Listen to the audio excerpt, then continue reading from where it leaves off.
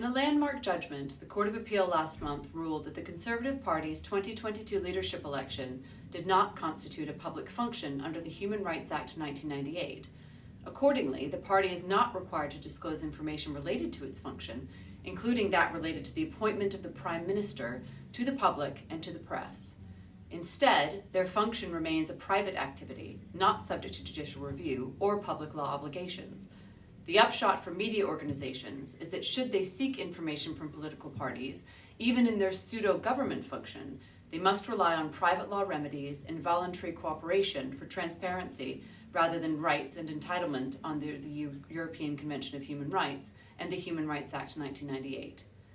The decision arose from a claim brought by Tortoise Media Ltd, a part of the slow journalism movement, dedicated to publishing online and audio content, and most recently in the news for its purchase of the Observer newspaper.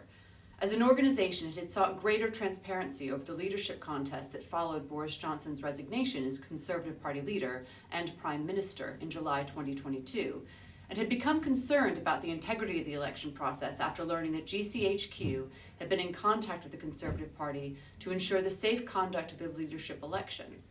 The media outlet noted that little information was available about the party's membership, including the number of members, their demographics, and eligibility to vote. To test the party's safeguards, Tortoise Media applied for 4 new memberships, including for a pet tortoise, 2 foreign nationals, and using the maiden name of the late Prime Minister Baroness Thatcher, all of which were accepted and issued membership numbers. Despite not being eligible to vote, these new members were invited to leadership contest hustings, reinforcing Tortoise's concerns about the process. In August 2022, Tortoise wrote to the Conservative Party's chief executive requesting anonymized data and explanations about the party's membership, compliance systems, and the involvement of GCHQ. The party declined to provide the requested information, stating that the leadership election was a private matter, governed by its own constitution and not subject to public law obligations. As a result, Tortoise sought judicial review of the party's refusal, arguing that the process amounted to the exercise of a public function. It might be helpful, particularly for my American friends and colleagues, to step back for a moment and briefly consider for context the function of political parties in the UK. Here, don't let the accent fool you, I am in the UK, we operate on a parliamentary system, with the leader of the political party that commands a majority of the House of Commons being invited by the monarch to form a government and serve as Prime Minister. When a sitting Prime Minister resigns between general elections, as occurred in 2022, the governing party holds an internal leadership election to choose a new leader, who is then expected, by constitutional convention, to be appointed as Prime Minister by the monarch.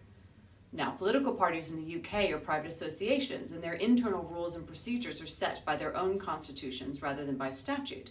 The question, therefore, is whether or not they qualify as a public authority, as defined by the Human Rights Act of 1998, requiring them to adhere to the Human Rights Act and rights set out in the European Convention of Human Rights, including making certain disclosures to the public about their internal functions.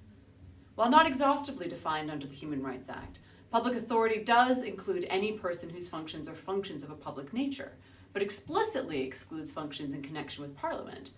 Whether a body is performing a public function, therefore, is critical in determining if its actions can be challenged under the HRA. In its judgment handed down on the 23rd of May, the Court of Appeal decisively ruled that the Conservative and Unionist Party was not carrying out a public function when it conducted the 2022 leadership election. Tortoise had argued that because the winner of that election of that leadership contest was destined to become Prime Minister, the party was effectively determining a public office and should therefore be deemed to exercise a function under Section 6 of the HRA. However, the court disagreed, holding that the Conservative Party's internal election procedures remained private activities and did not automatically transform into public acts merely because of their constitutional consequences. The court explained that appointing a Prime Minister involves 3 distinct stages: the party's internal leadership contest, the outgoing Prime Minister's advice to the monarch, and finally, the monarch's appointment of the new Prime Minister. While the latter 2 steps undoubtedly engage the prerogative powers of the Crown and so involve a public function, the initial stage of electing the party's leader is purely private. In the court's view, the leadership race and the rules governing it are set by the party's constitution, not by statute or other public law sources. Consequently, the refusal by the Conservative Party to disclose membership and voting information to Tortoise Media did not constitute a breach of the Human Rights Act, nor was it subject to judicial review in the administrative court. For the media industry, this ruling underscores the limits of what can be demanded of political parties through public law. Organizations wishing to report on or investigate internal party processes cannot assume that courts will treat these processes as exercises of public power. Freedom of Information Act entitlements, for instance, remain confined to bodies formally listed as public authorities. Therefore, such actions will not serve to produce information from political parties. That said, to a certain extent, the judgment is limited to its facts and does not foreclose entirely the possibility of other bodies, even if non-governmental, being treated as public authorities in different factual scenarios. It merely clarifies that a political party's internal election procedures specifically do not cross that threshold, simply by virtue of their eventual role in identifying a new head of government. Going forward, journalists and editors seeking information about leadership elections should bear in mind that private law remedies, political pressure, and voluntary cooperation may be more feasible routes than invoking the public law framework.